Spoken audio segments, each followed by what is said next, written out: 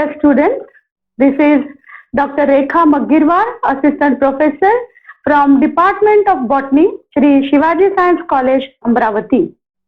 Dear students, in our first video, we have discussed about the vegetative part and the anatomy of the pinus, and now we will discuss about the reproduction in pinus. Pinus is monoecious and heterosporous. That means it has two types of cones, that is male cone and the female cone, which are developed on different branches but of the same plant, and it develops the two types of the spores, microspores and the megaspores. They are developed in different cones and eventually they are developed in the male and the female gametophyte. The male cones, they are developed on the branches of unlimited growth from the axil of the scaly leaves, and they are actually developed in a group. So, in this particular position, normally the dwarf shoots are developed, and that's why these are considered as a modified dwarf shoot. These male cones, they are developed in a group, and the number of the male cone in a group varies from 15 to 140 in a cluster. When we focus on the single male cone, it is conical, of course, in a shape and 2 to 4 centimeter long and 5 to 6 mm in diameter. These male cones, they have the central axis and it shows the spirally arranged microsporophyll. We will see this structure in detail now. So, when we have a look to the pollen cone and the microsporangia, here this is the male cone, which is smaller than the female cone, and it has the central axis along with the spirally arranged microspore. Here you can see the single microsporophyll. At the tip there is a sterile region which is known as apophysis, the green in color, and at the base there are two microsporangia which are covered by different layers, epidermal and subepidermal. There is a tapetum layer which actually is a nutritious layer which nourishes the growing pollen grain, and inside this you can see many microsporocytes. So these are the cells which are now going to convert into the microspore or the pollen grain. So in effect, these microspores are equivalent to the pollen grain. Here there is a deposition of the callus and which make them separate from each other. This is the nucleus. So this nucleus divides meiotically and gives rise to the 4 daughter nuclei. These 4 daughter nuclei will now get converted into the 4 microspores or the tetrads. So this is the beautiful pollen grain of the pinus, where there is a presence of intine and the exine. But the special thing you will have to remember here, that the exine expands, and here you can see the 2 wings are formed. So the pollen grains in the pinus, they are winged structure and they are carried by the wind current, or they are disseminated or dehisced by the wind current. Here you can see the mature pollen grain with the 2 wings. Inside which there is a single cell which divides to give rise to the 4 cells, that is 2 prothallus cell, 1 generative cell, and 1 there is a tube nucleus. So this is the 4 cell stage, and these pollen grains, they are dehisced at this particular 4 cell stage, and the development starts in situ. That means when these pollen grains, they are inside the microsporangia, the development has started. And these 4 cells, they are present, and now the pollen grains are ready for the dehiscence.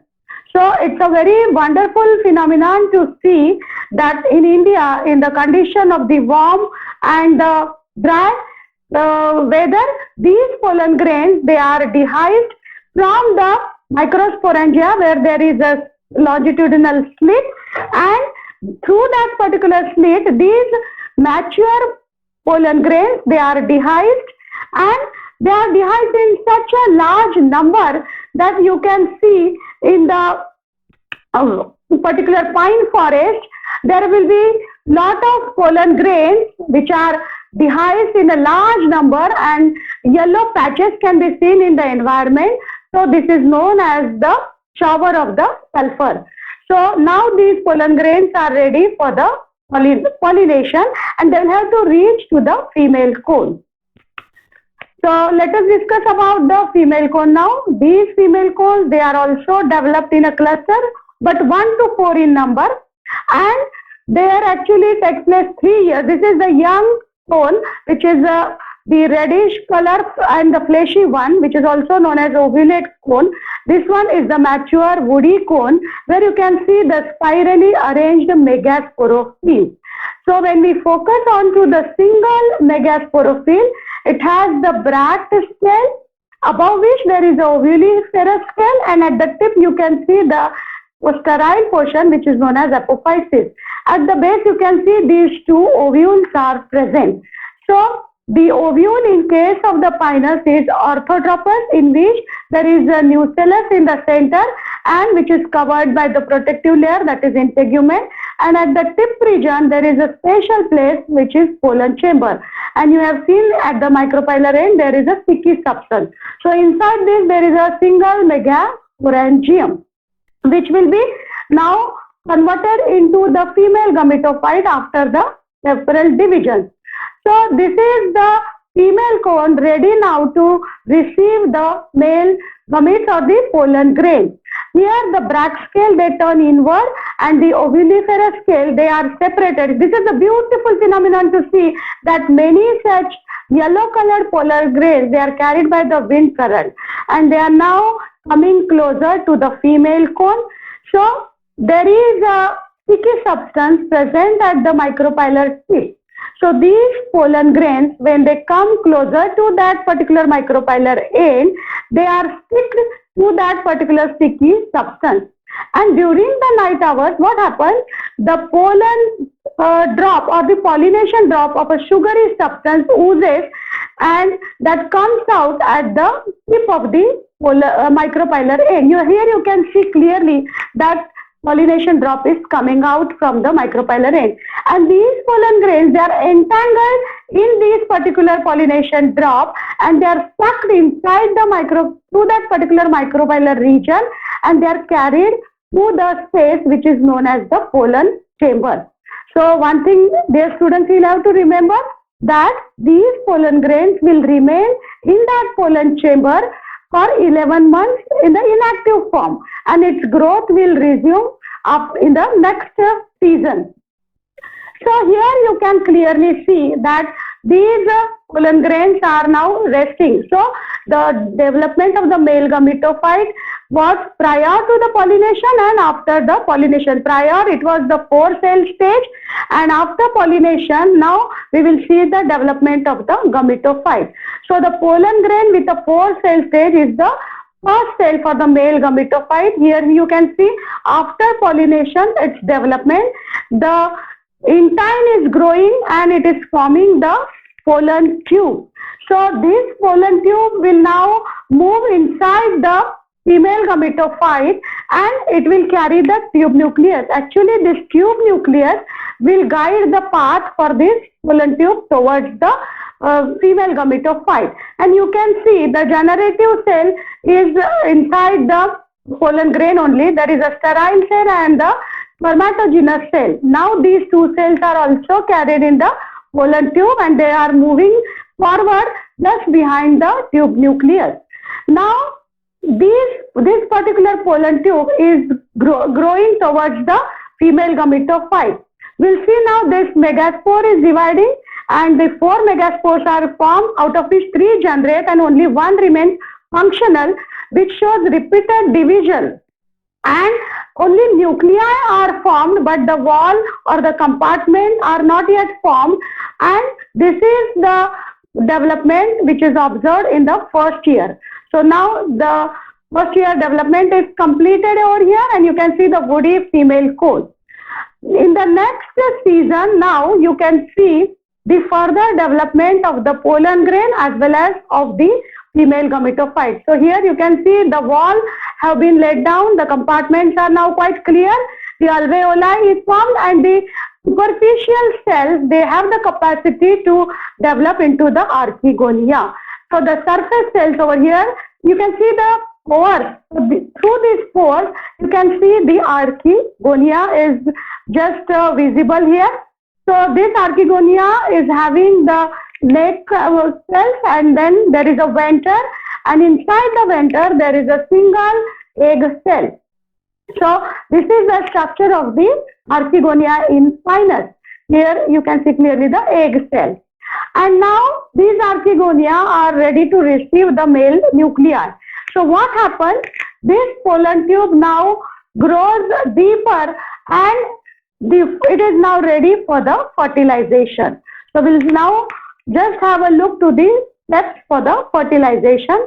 Here you can see the pollen tube is growing further, and it is entering through that pore inside the female gametophyte. It passes through the neck cell of the archegonia, and then it passes through the venter. When it comes in the vicinity of the egg cell, it releases all its content. Here you can see the tube nucleus along with the two male nuclei. They are released, and the one male nuclei will fuse here with the egg cell to form the zygote. So this is the zygote, and this now will represent the first cell for the sporophytic generation. So rest of the nuclei, you have seen that they are degenerated. And if there is more pollen grain and more pollen tubes are there, and if archegonia is ready, you can see the number of zygote is increased, and in this particular way, the polyembryony can be also seen in case of the Pinus. Poly means many, so many embryo may be formed. But one thing you'll have to remember that the nutrition is only sufficient for the single embryo, and that will develop into the mature seed. So now this is the zygote. It shows the repeated mitotic division, and it will form the 16 cell stage. So now you remember that the zygote is first converted into proembryo, and that proembryo will get converted into the embryo. So here it is a 16 cell stage now, and you will see the basal cell, which are the primary embryo or embryo initial cells, which are followed by the primary suspensor cells. So what happens? These cells, which are the adjacent to the primary embryo cell, that is the suspensor cell, they elongate. So you will see here they are elongating, and they are pushing the primary embryo cell ahead out of the archegonia, and they are just marching towards the female gametophyte. So here again there is a competition for the nutrition as well as for the space. And finally, you will see that only a single embryo is surviving because it is getting better nutrition than the other, and now it is ready to convert into the final embryo. So in this way, after the competition, you can see clearly that the single embryo is now becoming mature, and the nourishment is sufficient for its growth, and the rest of them, they are now degenerated. They are not in the competition because they are not getting the sufficient nutrition. So this is the mature embryo, which is having the apical region, which is having the meristematic region over here, the cotyledon, then the hypocotyl, and the radicle, where you can see the protective root cap is developed. So this is how from the proembryo the mature embryo is seen. So this here you can see the nutrients are gathered for the nourishment of this embryo, and here there is a conversion of the mature seed. Now that means the embryo is present, and it will just wait for some period, which can be said as a dormant period, and here you will see that this embryo is having sufficient nutrition for its further growth. And the major change will take place here, that the integument will be converted into the testa tegment, that is the protective layer for the seed. So here you can see the Pinus seeds. They are also winged, and they are also disseminated through the wind current. and they will remain dormant for certain time. When the conditions are favorable, then it will show the germination. So for the germination, so let us focus on to the seed germination now. The germination in Pinus is FPGL. Here you can see the nutrients are coming towards the growing embryo, and now we will see the different stages of the germination. The radicle is growing, and along with the protected root cap, it is now growing inside the soil, and it will develop the primary taproot system which is associated with the mycorrhiza. Then the hypocotyl region, which is in between the radicle and plumule, so that is coming above the soil, and that's why it is epi means above. So epigl type of the germination. So this hypocotyl region is growing. Now you can see the seed coat is shed, and after this seed coat is shed, the cotyledonary leaves will be developed from the plumule. So here the beautiful plumule is growing into the cotyledonary leaves, and these are the young juvenile cotyledonary leaves which are now photosynthetic.